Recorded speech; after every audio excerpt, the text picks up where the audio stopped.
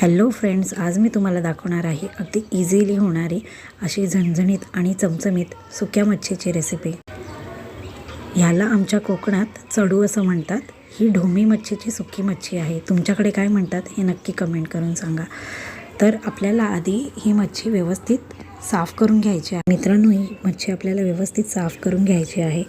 त्यानंतर इथे मी 2 कांदे बारीक चिरून घेतलेले आहेत, 1 टोमॅटो चिरून घेतलेला आहे, त्यानंतर कढीपत्ता घेतलेला आहे, हे तेल घेतलेलं आहे, कोथिंबीर घेतलेली आहे आणि 5-6 पाकळ्या लसूण घेतलेल्या आहेत। कढईवर चांगलं तेल गरम झाल्यानंतर आपल्याला त्यामध्ये कांदा चांगला लाल होईपर्यंत परतून घ्यायचा आहे। मित्रांनो, जर तुम्हाला सुकी मच्छी आवडत असेल तर ह्या मच्छीच्या प्रेमात पडल्याशिवाय तुम्ही राहणार नाही, ही खरी गोष्ट मी तुम्हाला सांगते। कांदा चांगला लाल नरम झाल्यानंतर आपल्याला त्यामध्ये कढीपत्ता घालून घ्यायचा आहे, लसूण घालून घ्यायचा आहे,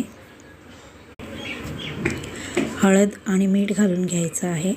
मित्रांनो, ह्या मच्छीमध्ये ना मीठ तसं कमी घालायचं आहे, कारण ऑलरेडी त्या मच्छीला मीठ हे असतंच, त्यामुळे ते जास्त खारट होण्याची शक्यता असते, तर मीठ आपल्याला कमीच घालायचं आहे त्यामध्ये।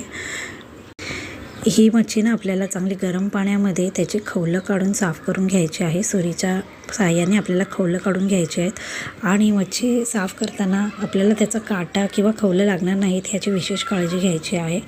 आपल्याला त्यानंतर ह्यामध्ये टॅमॅटो ॲड करून घ्यायचा आहे, चांगलं परतून घ्यायचं आहे। टोमॅटो नरम झाल्यानंतर त्यामध्ये आवडीनुसार लाल तिखट घालायचं आहे। तुम्हाला जास्त आवडत असेल तर तुम्ही त्यामध्ये जास्त लाल तिखट घालू शकता। त्यानंतर ही मच्छी आपल्याला त्यामध्ये घालून घ्यायची आहे आणि त्यामध्ये थोडंसं पाणी घालून आपल्याला ती व्यवस्थित शिजवून घ्यायची आहे। मला ही चटणी करायची होती तर मी त्यामध्ये जास्त पाणी घातलेलं नाही आहे, थोडं पाणी घातलं आणि मी त्याला शिजवून घेतलेली आहे। तुम्हाला जर थोडा रस्सा टाईप पाहिजे असेल तर त्यामध्ये तुम्ही जास्त पाणी घालू शकता। मिश्रण चांगलं व्यवस्थित मिक्स करून घ्यायचं आहे आणि त्याला झाकण घालून वरून त्याला चांगलं शिजवून घ्यायचं आहे। मच्छी चांगली शिजल्यानंतर आपल्याला त्यामध्ये थोडी कोथिंबीर भुरभुरून घ्यायची आहे आणि खाण्यासाठी तयार आहे गरमागरम झणझणीत आणि चमचमीत अशी चडूची रेसिपी। तर मित्रांनो, ही रेसिपी तुम्ही तांदळाची भाकरीबरोबर खाऊ शकता, चपातीबरोबर खाऊ शकता आणि भाताबरोबर खाऊ शकता। खूप चविष्ट लागते, एकदा नक्की ट्राय करा आणि रेसिपी आवडल्यास लाईक, शेअर आणि कमेंट करायला विसरू नका आणि सबस्क्राईब करा।